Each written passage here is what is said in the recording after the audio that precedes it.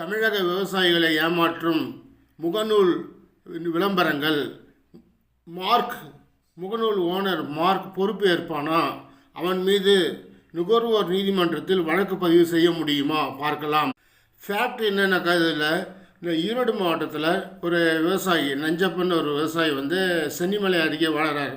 அவர் களைக்கொல்லி மருந்துகள் ஆன்லைனில் பார்த்துட்டு முகநூல் விளம்பரங்களை பார்த்துட்டு ஆன்லைனில் ஆர்டர் பண்ணியிருக்காரு. அந்த மருந்து அவர் ஆர்டர் பண்ண மருந்து 4 நாட்கள் கழித்து அவருக்கு வந்துச்சு. அது கொடுத்துட்டு போன பிறகு அதுக்கு நான் கொடுக்குறப்ப 600 ரூபா அதுக்கு கேஷ் ஆன் டெலிவரி பண்ணியிருக்காரு. அது பிரித்து பார்த்தா உள்ளார வெறும் மண்ணாக இருந்திருக்கு. அந்த மருந்து இல்லை, மண்ணு தான் இருந்திருக்கு. அந்த பார்சல் கொண்டு வந்தவருக்கு மறுபடியும் ஃபோன் பண்ணி கேட்டப்போ அவர் சொல்லியிருக்காரு, ஏங்க முகநூல் மூலமாக வர விளம்பரங்களுக்குன்னா address proof, ID proof, phone நம்பர்னால் கிடையாதுங்க, திருப்பினா அனுப்ப முடியாதுங்க, அந்த மருந்து தான் இருக்கார். இதற்கு இப்போ இந்த விவசாயி என்ன செய்யணும்னா, அந்த வச்சிருக்கிற அவ்வளோ டாக்குமெண்ட்டையும் அவ்வளோ பொருட்களையும் மெட்டீரியல்ஸையும் எடுத்துன்னு பக்கத்தில் இருக்கிற நுகர்வோர் நீதிமன்றத்துக்கு போய் பதிவு பண்ணணும். யார் மேலே பதிவு பண்ணுறது?